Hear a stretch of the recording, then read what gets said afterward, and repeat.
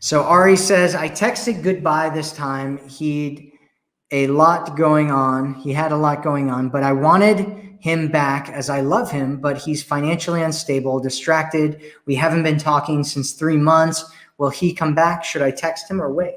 Well, Ari, one of the questions that I have for you is, I know that you say that you love him, and I have no doubt that you probably do love him.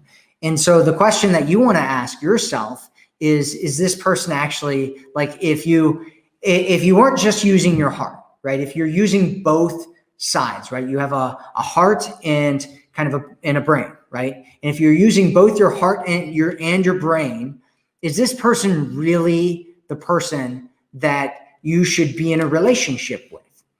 And that's the first thing that you should ask. It sounds like he's got a lot of issues, right? He's financially unstable, which would naturally make him very distracted, which means that if he's still financially unstable, it's going to be very difficult for him to make you a priority or be with you in a relationship or do anything.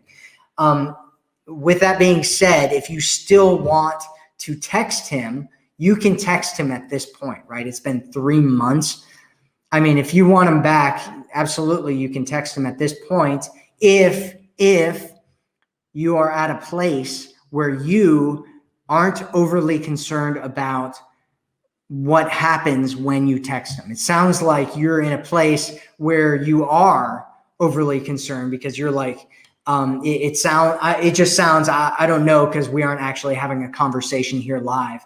But if we were talking to each other, the question that what I'd be listening for with you is how much you feel like you're kind of coming from a place of desperation and neediness.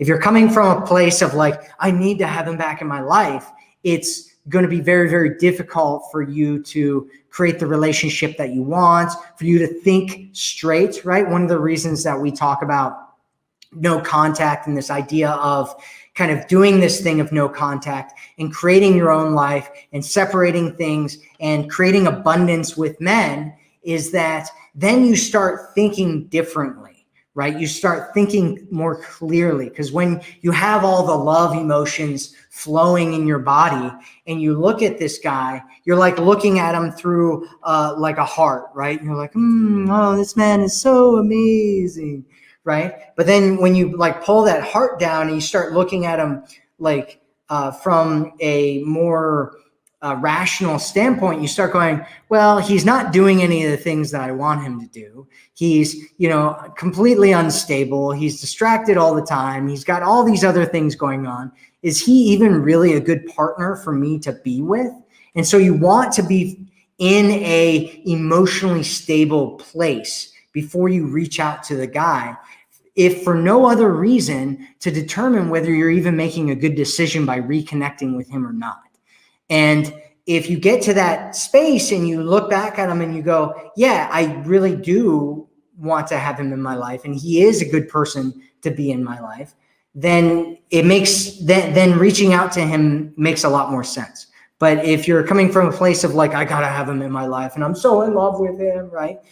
Then it's going to be really, really difficult for you to make any kind of rational decision with him.